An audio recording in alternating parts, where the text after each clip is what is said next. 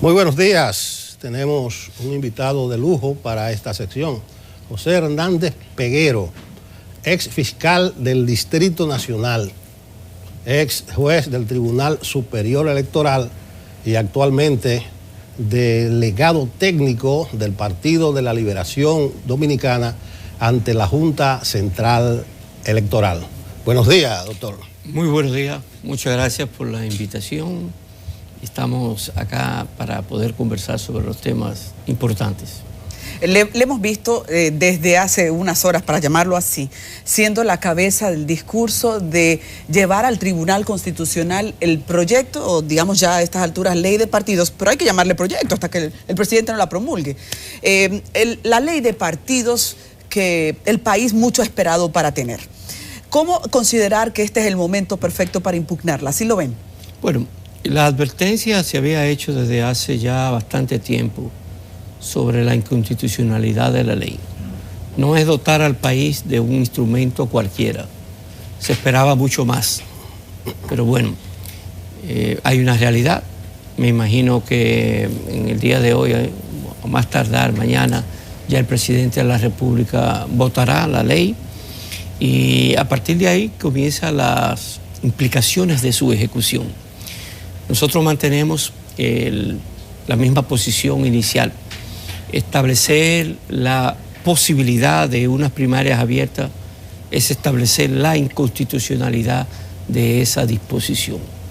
Específicamente porque se le atribuye a la Junta Central Electoral una función no atribuida por la Constitución de la República, que es la de organizar, arbitrar y ejecutar, realizar el escrutinio de una campaña interna de un partido político. Ya antes teníamos un precedente motorizado ante todo en aquella ocasión por el actual presidente de la Junta Central Electoral, que alegó la inconstitucionalidad de la ley de primarias abiertas aprobada en el 2004. Hace 3 semanas el presidente de la Junta Central Electoral, junto al Pleno, convocó a los partidos y a sus delegados y le advirtió de que establecer la posibilidad de primarias abiertas y otro tipo de primarias seríamos el único país del mundo. Es decir, que los diputados y senadores han cometido un error y yo creo que el camino adecuado es el Tribunal Constitucional. Yo no sé si ustedes, han sopesado las consecuencias políticas de una acción de esa naturaleza. La percepción generalizada es que la población ya lo ha asumido como la ley posible. Parece que se quiere dejar la cosa de ese tamaño. Y yo estoy particularmente viendo un riesgo, y es que pueda el expresidente Fernández quedarse aislado si recurre al Tribunal Constitucional. ¿Qué valoración han hecho ustedes del contexto político actual y de sus posibles consecuencias? Bueno, pero no hablemos de que el que está alegando esto es solamente el expresidente Leonel Fernández. Hay todo un conjunto de partidos minoritarios, 9 de ellos están alegando lo mismo. Es decir, no se trata de personalizar quién hace la objeción. Yo creo que más bien que independientemente de los aprestos personales que cada uno pueda tener, más bien se trata de algo institucional. No es por darnos una ley cualquiera. Bueno, esta ley tiene tanta incongruencia como la de establecer que la Junta Central Electoral certificará las asambleas de los partidos y establecerá si están conformes con la ley. Una decisión que solamente compete a la instancia contenciosa, que es el Tribunal Superior Electoral. Pero también vemos en esta misma ley cómo del 25% propuesto por la Junta Central Electoral para la educación en los partidos políticos se reduce a un 10%. Pero también vemos cómo a las mujeres se les reduce a un 40% y no se establece la alternabilidad en la lista de candidatos o candidatas. Es decir, solamente se establece un porcentaje. Es decir, que hay una serie de situaciones que ameritan que la instancia institucional competente aborde, más allá de las aspiraciones particulares o personales que pueda tener un candidato. Doctor, ya la ley de partidos no es un problema de los partidos. Hay un conflicto interno del PLD. El prestigio del presidente Medina como estratega está ganado. No, ahora como... ¿No? No. Quien ganó fue quien impidió que se establecieran con carácter obligatorio para todos los partidos las primarias abiertas. Es decir, quien ha ganado es la institucionalidad. Quien ha ganado es el expresidente Leonel Fernández, que conjuntamente con 9 partidos, 11 en su inicio, abordaron y establecieron y convencieron ante todos de que era inconstitucional establecerle un método único a los partidos políticos.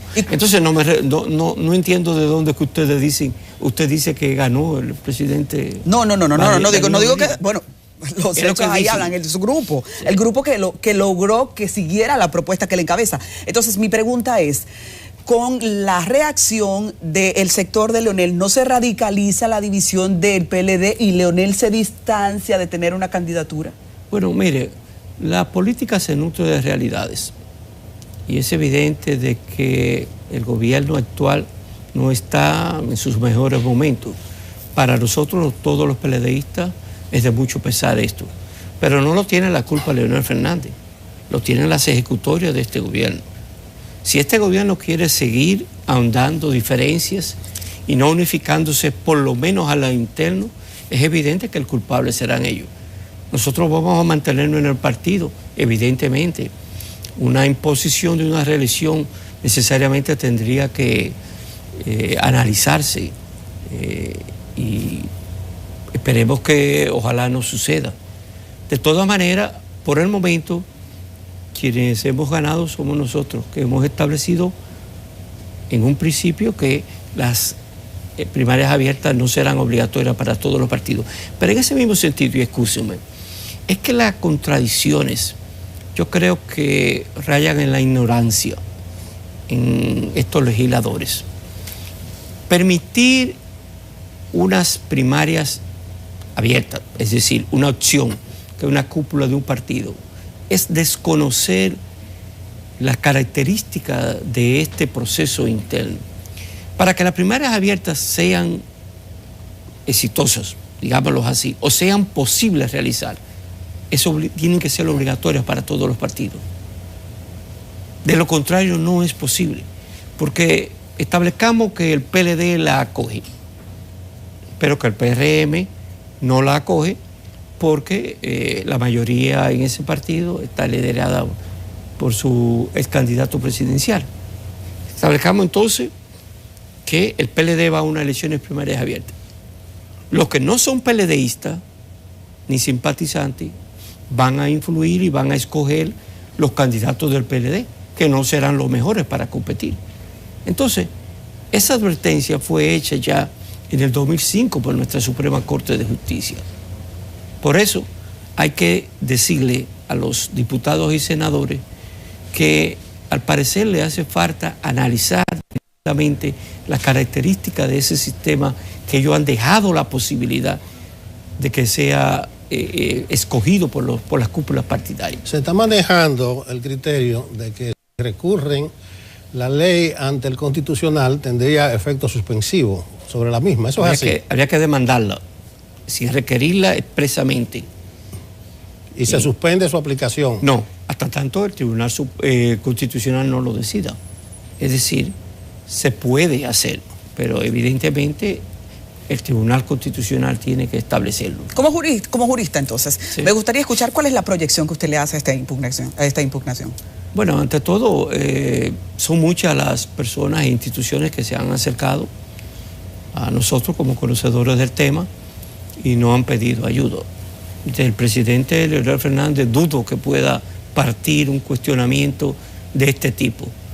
Es decir, él se esperará el desenlace de los recursos que se interportarán.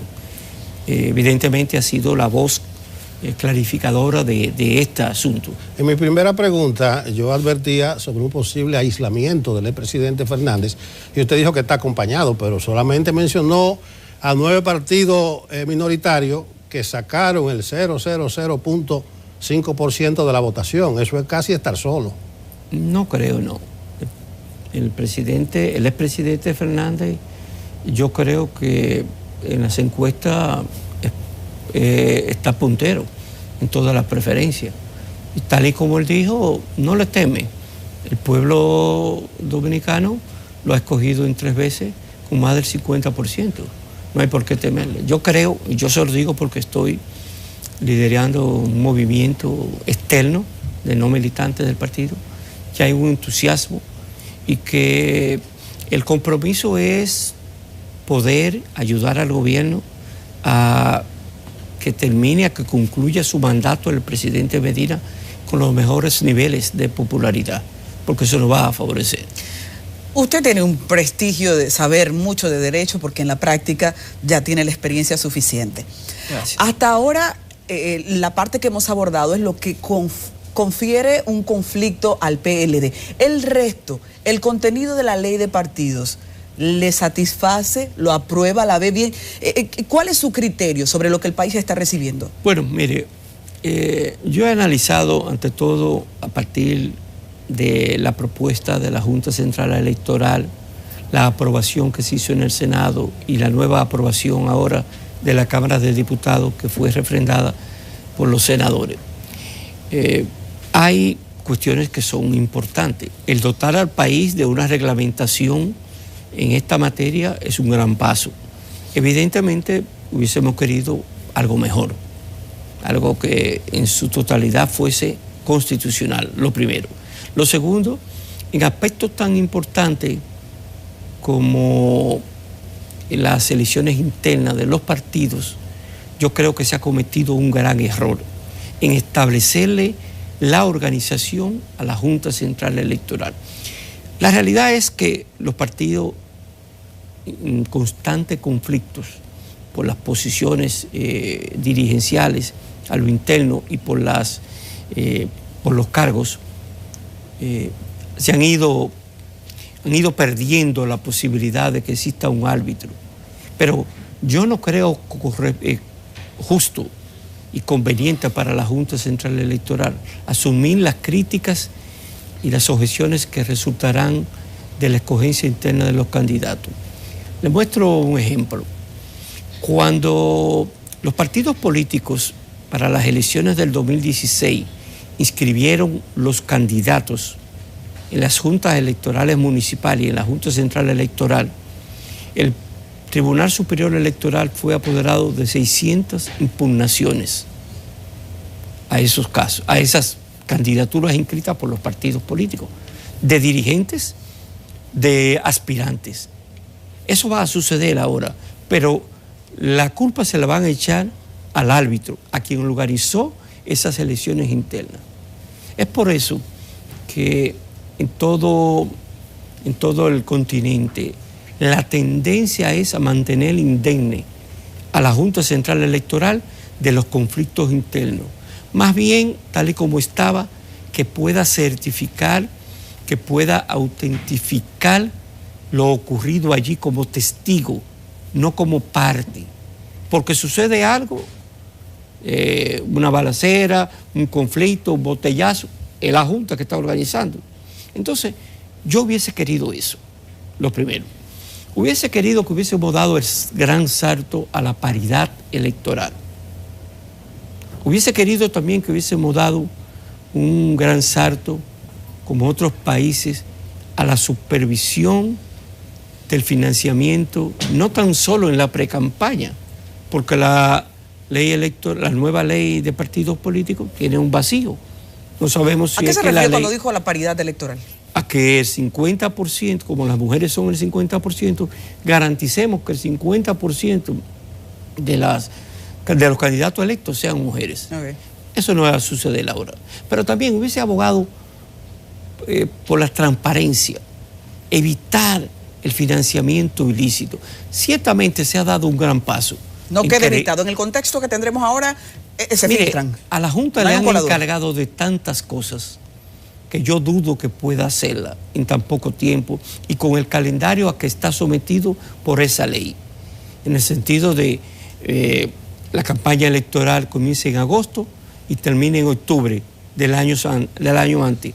Después tiene que contar los votos y a partir de ahí las impugnaciones para unas elecciones en febrero, que son municipales. Pero resulta que hay que imprimir boletas y hay que preparar todo el andamiaje de las elecciones.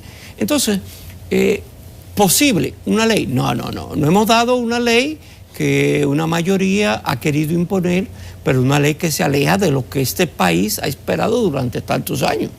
Entonces no nos podemos conformar con que tenemos una ley. No, tenemos una ley, pero tenemos una ley muy mala, muy mala. Vamos a poner un escenario posible. El Tribunal Constitucional establece que esta impugnación que hace el sector de Leonel... No, el sector de Leonel no, que hace el pueblo dominicano.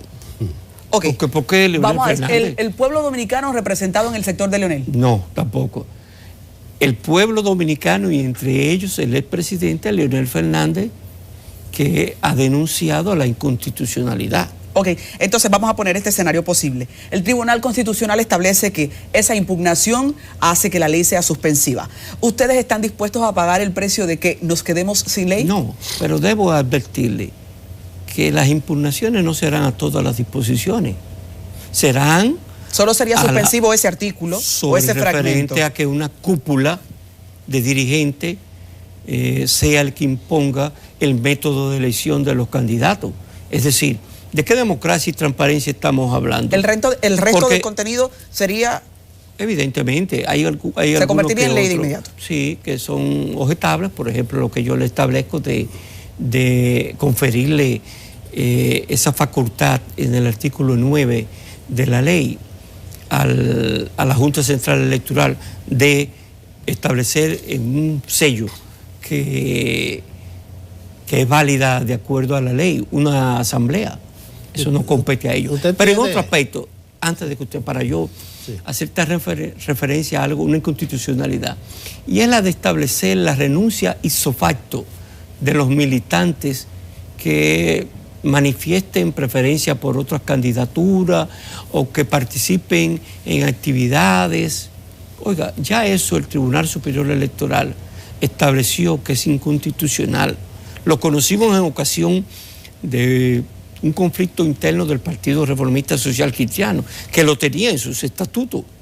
¿Por qué? Porque el debido proceso constitucional establece que para usted suspender o para usted expulsar a una persona, a un miembro militante partidario, tiene que cumplir una fase de darle conocimiento, permitirle que se defienda. Y eso se pudo haber salvado de otra manera, estableciendo tal vez la suspensión inmediata previo juicio, en un plazo corto. Pero ese artículo está encaminado a frenar el transfugismo. Entonces yo no lo entiendo bien, porque a mí me parece muy bien como está planteado en la ley. No, es que no puede ser así, porque es que los principios constitucionales deben ser adoptados en todas las disposiciones legales. Es que no podemos permitir que X cúpula partidario pueda entender una manifestación de un militante como atentatorio a ese partido y ya por eso puede quedar ipso facto, sin nadie juzgarlo, sancionado. Toda sanción requiere de un proceso. Correcto. Usted ha expresado algunos resquemores de la posibilidad de que la Junta se empantane organizando las primarias de los partidos. Podría darse el caso de que no haya siquiera primarias, porque veo que la ley dice que será aquellos partidos que así lo soliciten. Y si se impone, Danilo, ipso facto en el PLD y no haya que convocar primarias, sino que los organismos superiores decidan. Eso es un ejemplo. Pero sí, un ejemplo puede ser también que si pasa eso, Danilo pierda. Por eso le digo, sí. Y tal vez Danilo se juega a la base de que decidan los organismos y no una cosa abierta. Pero a lo que voy es a lo siguiente, usted está dentro de la Junta Central Electoral, con sus funciones específicas que le ha otorgado el partido. Está en las entrañas del monstruo, vamos a llamarlo así. Una figura, no es que la Junta sea ningún monstruo. Y esos temores suyos, ¿usted cree que la Junta estaría orillando los caminos de no poder organizar debidamente un proceso electoral? Usted también extiende sus temores a las elecciones próximas, de que la Junta no esté en competencia. Yo lo que creo es que en todo proceso electoral hay un calendario. Y en ese calendario, que ya la Junta iniciará a partir del próximo mes con la reestructuración de las juntas electorales municipales, no estaba contemplado el que ella organizase las primarias de los partidos políticos. Eso le quitará mucho tiempo, porque usted tiene que pensar que además de eso hay una unidad de análisis financiero que la ley manda a constituir por la Junta. Y esto significa un trabajo arduo. Yo conozco la experiencia de México y eso es un monstruo. Eso no es más que una cámara de cuentas, porque caerle atrás a los candidatos para poder establecer la cuantía de sus inversiones de acuerdo al tope establecido en esta ley, oiga, es un trabajo muy cuantioso. Entonces, a mí me hubiese gustado que la Junta se le mantuviese indemne, que no se intrometiera en estos asuntos, y más allá, que básicamente garantizase con la implementación de esa unidad de análisis financiero una supervisión sobre el financiamiento de los candidatos y los partidos, pero también que supervisase la celebración de las contiendas internas. No se ha logrado. Por eso yo considero que puede trastornar el calendario. No digo que con esto puede estar seriamente perjudicado el calendario en lo que respecta a las elecciones del 2020, pero es evidente que le estamos poniendo mucha carga, y no es que dude de ellos, de su capacidad, de su presidente, bien, con mucho ánimo como siempre se mantiene, pero ¿para qué recargar a la Junta Central Electoral? Bueno, no sé si Adi terminó con el Hernández Peguero político. A mí me gustaría hacer una última pregunta. El tema de los escáneres de la Junta, del conteo y todo eso, llegó a un punto de mucha discusión que al final no dejó un panorama claro al país. ¿Le creen a la efectividad de todo ese sistema electrónico? ¿Ustedes están satisfechos con lo que la Junta Central Electoral podría hacer en materia de esa tecnología para unas próximas elecciones? Mire, desde un principio soy partidario, y eso por la experiencia que tengo en la observación electoral en Latinoamérica, de la necesidad de la asistencia tecnológica para el escrutinio. No me cabe la menor duda de que ahora más que nunca será justificable este u otros equipos. ¿Por qué? Porque en una contienda interna, para seleccionar las candidaturas, las cuales la Junta tendrá que organizar, para una candidatura a diputado, por ejemplo, las candidaturas de la circunscripción número 1, el PLD puede llevar 50 o 60 precandidatos. ¿Cómo se van a contar? Mano a mano. Cuando esa ley establece, óigame bien, esa ley establece que a los 5 días de celebrado las elecciones internas, la Junta está obligada a pronunciarse sobre quiénes son los candidatos que sacaron más votos. Mano a mano lo va a hacer. Entonces, es evidente de que hay que prever, hay que contemplar para hacer más eficiente algún tipo de equipo tecnológico. Sí, pero estos que están, con eso nos fuimos. O ustedes apelan a que hay que reinvertir, como ya en un momento de discusión, después de una inversión millonaria que hizo este país, todavía haya que pensar en otros equipos, porque esto no. El Partido de la Liberación no ha tomado una decisión al respecto. Hay un informe de la Junta Central Electoral que no lo descarta por completo, pero es evidente que hay una situación de imagen que tal vez esta Junta no quiera asumirla con respecto al cuestionamiento de esos equipos. Entonces hay que ser cuidadoso. De todas maneras, yo creo que es obligatorio el uso de equipos para el escrutinio. Más que todo porque ahora la Junta va a tener que administrar. En un año o dos. Sí, hacer el escrutinio de las elecciones internas de los partidos. Y ahí puede eso más que quintuplicarse como si fuesen las elecciones del 2020.